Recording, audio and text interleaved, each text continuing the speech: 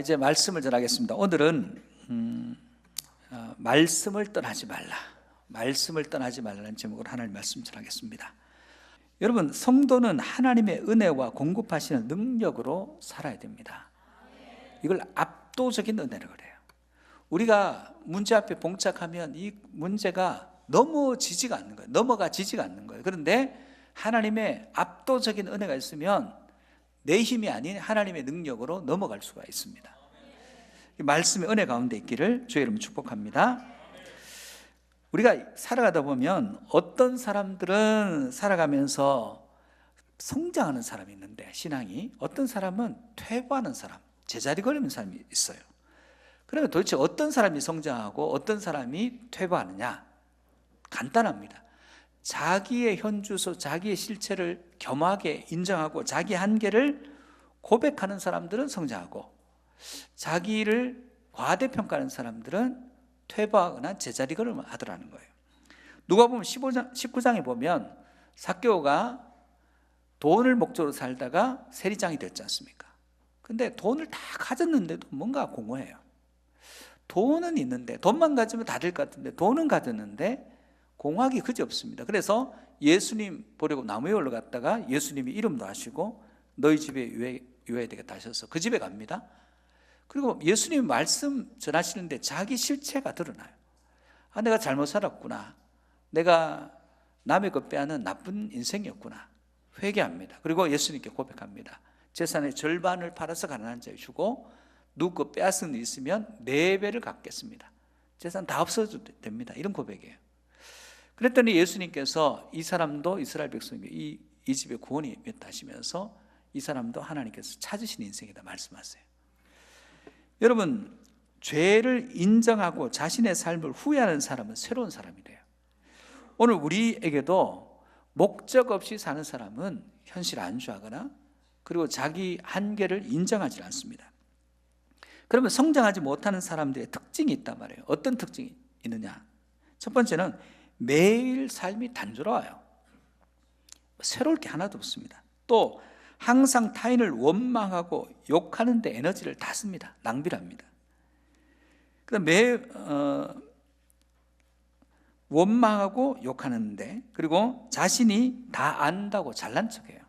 착각하는 것이죠. 그리고 자신의 실패를 남의 탓으로 돌립니다. 이게 내 탓이 아니라 남의 탓이다. 그리고 자신만의 특권의식을 가져요. 난 특별한 사람이야, 나는 힘 있는 사람이고 여기서 이런 권한을 갖고 있는 사람이다, 이렇게 생각합니다. 그 사람 퇴보하더라는 거예요. 그 다음에 목표를 정하지 않더라는 거예요. 목표를 안 정하니까 정함이 없다 그래요. 두 마음을 품고 있으니까 어떤 때는 이랬다, 어떤 때는 저랬다, 여기 기웃 저기 기웃 하더라는 거예요.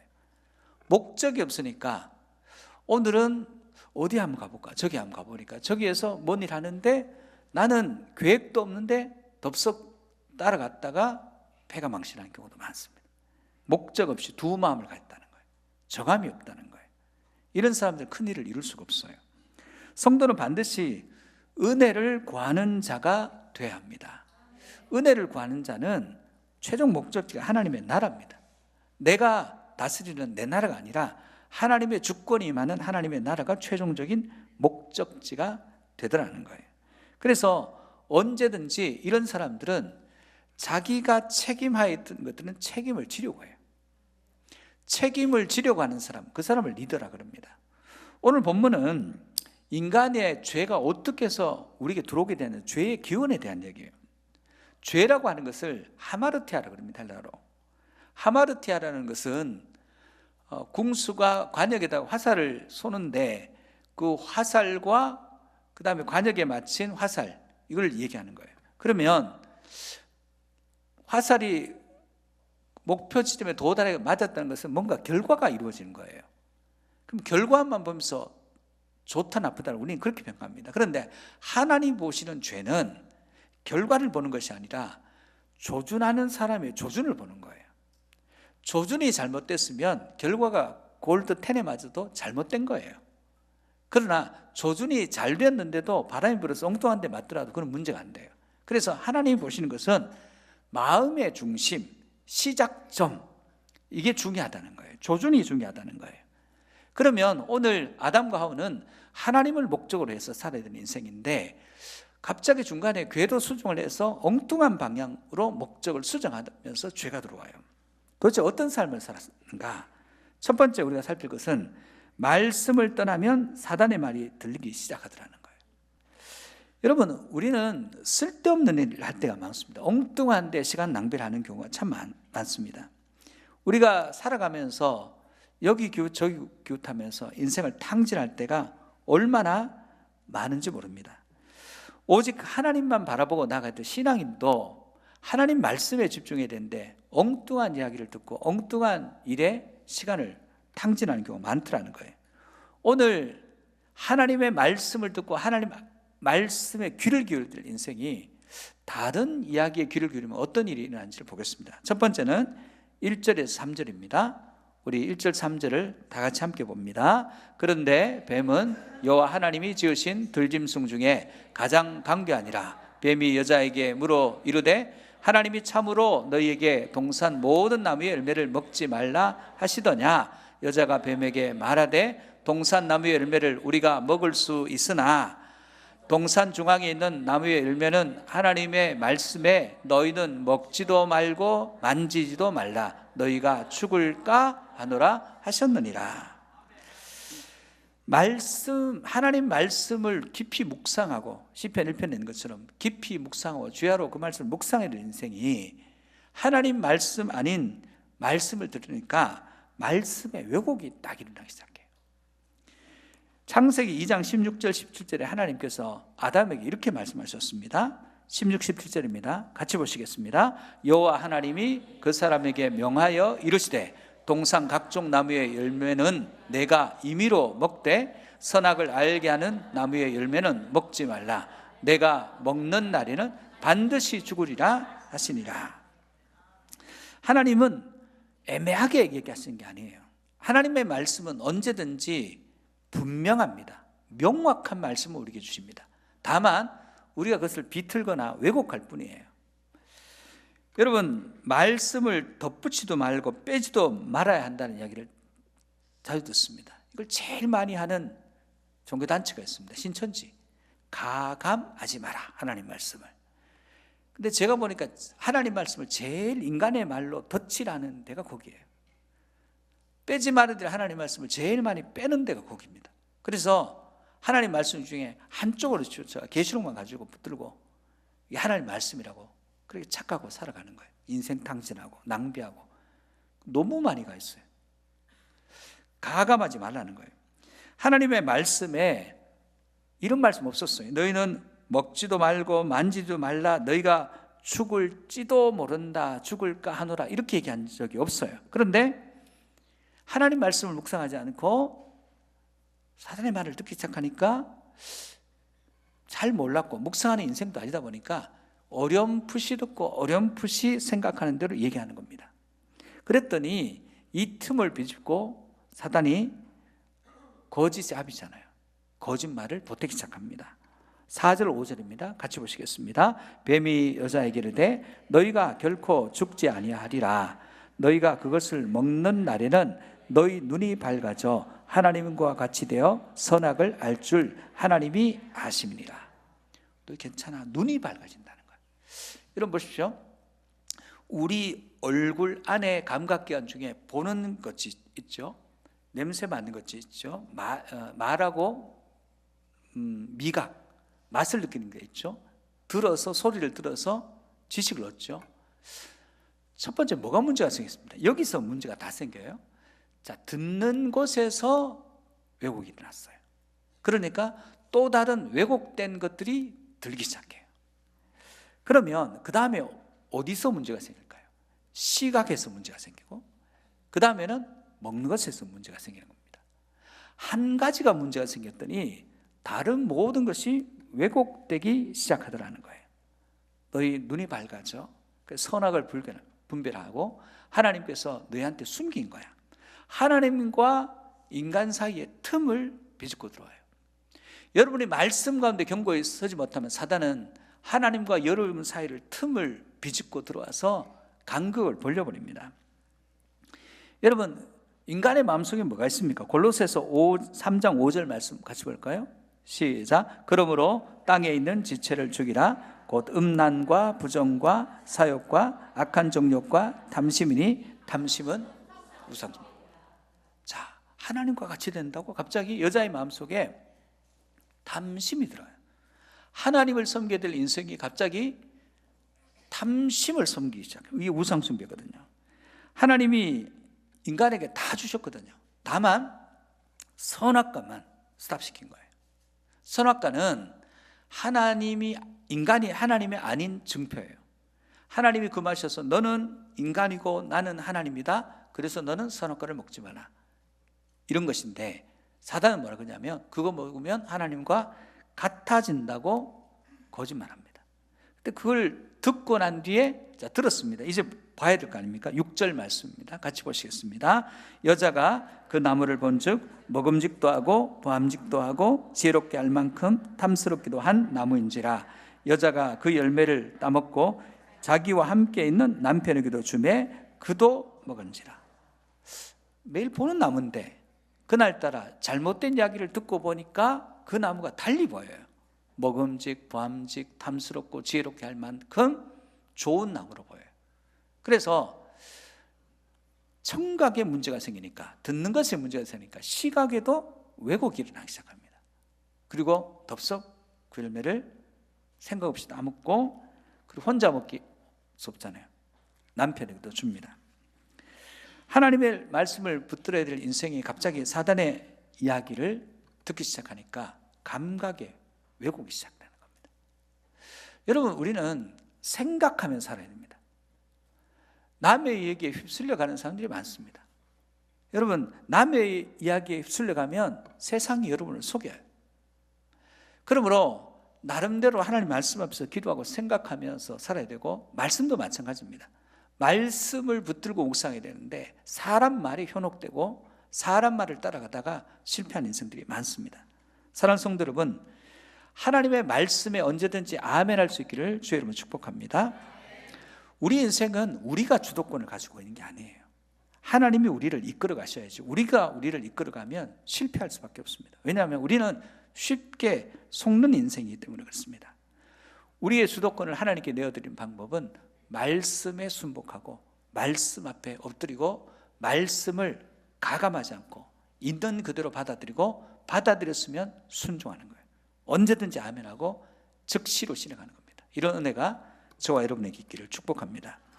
두 번째, 말씀을 떠나면 부끄러움과 두려움으로 살게 된다는 거예요. 여러분, 개들이 어떤 사람만 가면 계속 짖고 물려고 해요. 그럴 수 있잖아요. 아, 인상이 험악해서 그런가? 아니면 저 사람이 뭐 밥을 먹고 와서 무슨 냄새가 나고 그런가? 어떤 심리학자가 이렇게 얘기합니다. 저 책에서 봤는데 이렇게 얘기합니다.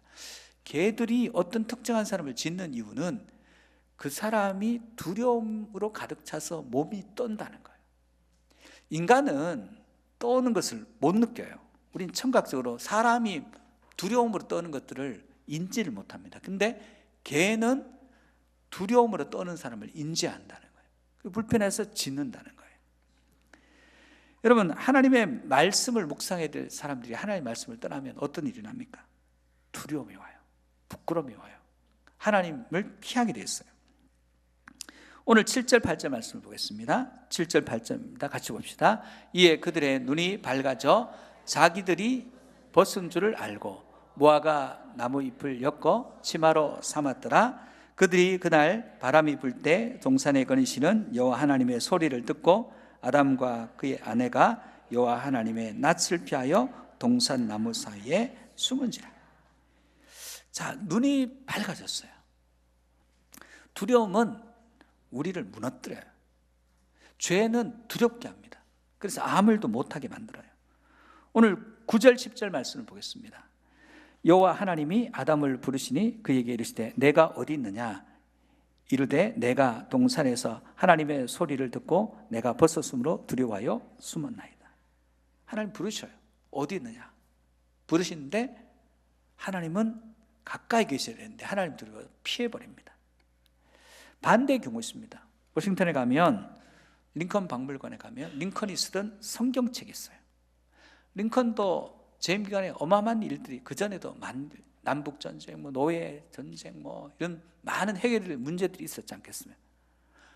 여러분, 상대가 있다 보면 두려움이 있어요. 정책에 대해서. 이 정책은 네가 죽나 내가 죽나 이런 두려움이에요. 두려움 엄습해요. 그때마다 성경 한 구절을 듣고 계속 손으로 꾹꾹 집어서 눌렀더니 그 부분만 눌리고 폭 파인 부분이 있더라는 거예요. 시편 34편 4절입니다. 같이 한번 볼까요? 내가 여호와께 간구하매 내게 응답하시고, 링컨은 믿었어요. 내가 여호와께 간구하면 내게 응답하시는 분이 하나님이다. 띄어나 보세요. 두 번째 뒷부분 한번 봅시다. 뒷부분에 어떻게 됐냐면 내 모든 두려움에서 나를, 두 가지 믿는 거예요. 응답하시는 하나님, 두려움을 위해서 나를 건져주신 하나님을 믿는 거예요. 두려워하지 마세요. 사람의 격려 아닙니다. 말씀 붙들고 두려움을 물리치는, 그럼 말씀 들으면 두렵죠. 말씀 붙들면 두려움을 이기더라는 거예요. 여러분, 우리가 사람 말 듣고 가다가 실패합니다. 하나님 말씀 듣고 돌아오면 문제가 풀리고 해결되기 시작합니다. 그러므로 여러분, 사람 말이 아니라 하나님의 말씀을 힘있게 붙들고 여러분 안에 모든 두려움, 깨어진 관계들이 회복되는 은혜가 있기를 축복합니다. 세 번째는 말씀을 떠나면 핑계하는 인생이 된다는 거예요. 황소를 훔친 도둑이 있어요. 경찰에 가서 잡아왔어요. 잡아와서 있는데 변명하죠. 나는 황소를 훔친 게 아닙니다. 나는 고삐가 있어서 그냥 들고 왔는데 소가 따라왔습니다. 나는 소를 훔칠 생각이 전혀 없었습니다. 그런 거예요. 경찰 한수 더 뜹니다. 나는 자네 왜 왔나? 나는 자네를 잡으려고 한 게 아니라 자네 손을 잡으려고 했는데 자네는 집에 가게. 다만 우리는 자네 손만 감옥에 넣을 생각이네. 그랬다는 거예요. 핑계죠. 하나님을 떠난 인생은 책임지지 않습니다. 핑계하기를 원합니다. 본문 11절 말씀을 같이 보겠습니다. 이르시되 누가 너의 벗었음을 내게 알렸느냐? 내가 내게 먹지 말라 명한 그 나무 열매를 내가 먹었느냐? 묻습니다. 아담에게 물어요. 내가 너에게 먹지 말라는 그 열매를 내가 먹었느냐? 지금 아담에게 물어요. 제가 먹었습니다. 잘못했습니다. 그러면 되잖아요. 그렇지 않습니다. 아담의 대답이에요. 본문 12절입니다. 같이 보시겠습니다. 아담이 이르되 하나님이 주셔서 나와 함께 있게 하신 여자 그가 그 나무 열매를 내게 주므로 내가 먹었나이다. 이게 다 하나님 탓이에요. 하나님, 제가 원했습니까? 하나님이 내 갈비뼈 가지고 여자 만들었잖아요. 그리고 나 옆에 두게 하셨잖아요. 그 여자가 가져왔어요. 하나님 안 만드셨으면, 하나님 내 옆에 안 있게 하셨으면, 그 여자가 안 따줬으면 안 먹었을 텐데 나는 잘못이 하나도 없어요. 그런 얘기예요. 말씀을 떠난 인생은 핑계와 책임 전가합니다. 여러분, 하나님의 말씀을 가까이 하는 사람이 이건 내 탓이 아니에요. 저 사람 탓이 하면 말씀이 사람일 수는 없어요. 13절 말씀을 또 보겠습니다. 여호와 하나님이 여자에게 이르시되 내가 어찌하여 이렇게 하였느냐? 여자가 이르되 뱀이 나를 꿰므로 내가 먹었나이다. 자, 맞아요. 뱀이 깬 거 맞아요. 그런데 두 사람 다 자기 탓은 아니에요. 환경 탓이에요. 우리는 환경 탓할 때 많습니다. 나는 잘했는데 부모를 잘못 만났어. 나는 잘했는데 사회가 안 받쳐줘서. 나는 잘했는데 남편이 못해서. 나는 잘했는데 아내가 못해서. 자식들이 안 받쳐줘서. 하나님께서 인간을 어떻게 만드셨을까요? 창세기 1장 26절입니다. 어떤 존재로 만드셨을까요? 같이 보시겠습니다. 하나님이 이르시되 우리의 형상을 따라 우리의 모양대로 우리가 사람을 만들고 그들로 바다의 물고기와 하늘의 새와 가축과 온 땅과 땅에 기는 모든 것을 다스리게 하자 하시고, 하나님 형상이라는 것은 다스림이에요. 다스린다는 것은 리더십을 의미합니다. 리더십이라고 하는 것은 책임을 지는 사람이에요. 책임을 못 지는 사람들은 리더가 될 수가 없어요. 무엇을 하든지 그 결과에 대한 책임은 반드시 리더에게로 돌아오게 돼 있어요. 여러분, 다윗이 바세바를 범합니다. 그리고 아이도 임신합니다. 자기밖에 몰라요. 꼭꼭 숨겼는데 어느 날 나단이 찾아왔습니다. 일상적인 방문이긴 했더니 어떤 사람 얘기를 해요. 양이 한 마리밖에 없는 가난한 사람이 있는데 이게 가족이고 누이고 동생이고 거의 없으면 안 되는 존재인데 부잣집에는 양도 많은 집에서 손님이 왔다고 그 가난한 집에 양을 빼앗아서 손님 대접을 했다는 얘기를 딱 하는데 갑자기 다윗이 팍 튀어나갑니다. 그런 죽일 놈이 있나? 그 놈은 오늘 죽어 마땅하다. 왜냐하면 그런 인간 같지도 않으니까는 자기 처음 경험했거든요. 그랬더니 나단이 이렇게 얘기합니다. 그게 당신입니다. 당신이 우리 아내 빼앗고 우리가 죽이고 알리바이를 만들기 위해서 다 덮고 하나님이 다 보셨습니다. 그때 다윗이 왕입니다. 나단 죽일 수도 있어요. 이렇게 고백합니다. 사무엘 하 12장 13절입니다. 다윗이 나단에게 이르되 내가 여호와께 죄를 범하였노라 하매 인정했어요. 성도는 자신의 선택에 대해서 하나님 앞에 인정하고 고백하고 나가면 회복되는 역사가 있습니다. 그러므로 자기의 실제, 여러분 우리는 우리 자신을 너무 과대평가하면 안 돼요. 별 볼 일 없어요. 사순절을 보내는 우리가 하나님 앞에 서 보면 도대체 우리가 어떻게 구원받았는지 이해가 안 돼요. 근데 하나님이 구원해 주셨어요. 여러분 뭘 잘해서 구원하셨을까요? 일방적인 은혜예요. 그러면 사랑입니다. 그러므로 우리가 믿음 안에서 살아가면서 내가 말씀을 왜곡하지 않고 그리고 부끄러움과 두려움으로 하나님 피하는 존재가 되지 않고 그리고 핑계하는 존재가 되지 않기 위해서는 우리는 기도해야 됩니다. 하나님 앞에 엎드려서 무슨 일을 만나든지 하나님 앞에 엎드려서 기도하면서 뭘 구해야 됩니까? 바울이 이걸 구해요. 갈라디아서 1장 10절입니다. 같이 보시겠습니다. 이제 내가 사람들에게 좋게 하랴 하나님께 좋게 하랴 사람들에게 기쁨을 구하랴 내가 지금까지 사람들의 기쁨을 구하였다면 그리스도의 종이 아니니라. 바울은 기도하면서 말씀으로 기도는요 말씀 없이 기도 못합니다. 말씀 붙들고 기도하면서 하나님 무엇이 하나님이 기뻐하시니 내가 기뻐하는 일 말고 무엇이 하나님의 기쁨입니까?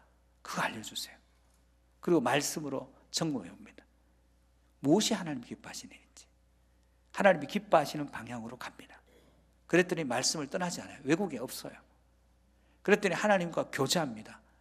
그랬더니 부끄럽거나 두렵거나 하나님 낯을 피할 일이 없습니다. 그리고 무슨 일이 생겼으면 책임을 지려고 해요. 하나님의 말씀으로 결정했는데도 불구하고 일이 틀어지면 뭘 믿습니까? 내 배후에서 틀어진 그 일을 바로 잡아 주실 하나님을 믿는 믿음으로 다음 단계로 넘어갑니다. 그래서 승리하는 것입니다. 사랑하는 성도 여러분, 이제 말씀을 뵙겠습니다. 하나님 말씀을 떠나면 인간의 말이 크게 들려요. 왜곡됩니다. 하나님 말씀을 비틀어 버립니다. 자기 유리한 대로. 그렇게 되면 하나님과의 관계에 틈이 생겼기 때문에 부끄러워지고 두려워지고 하나님을 피하게 돼 있어요. 그렇게 되면 책임을 지는 리더의 형상으로 가는 것이 아니라 책임지지 않을 것. 절대로 책임 안 집니다. 책임질 수가 없어요. 다만 뭐합니까? 책임져야 될 자리에 있는 사람들의 일들을 평가하고만 했어요. 그래서 성장하지 못해요. 늘 그 자리에 머물러 있고 별로 변화가 없습니다. 사랑하는 성도 여러분, 우리 말씀을 떠나서는 안 됩니다. 말씀을 붙들고 기도하고 말씀을 가감하지 말고 말씀 붙들면 두려움을 이겨요. 말씀 붙들면 책임지는 인생이 됩니다.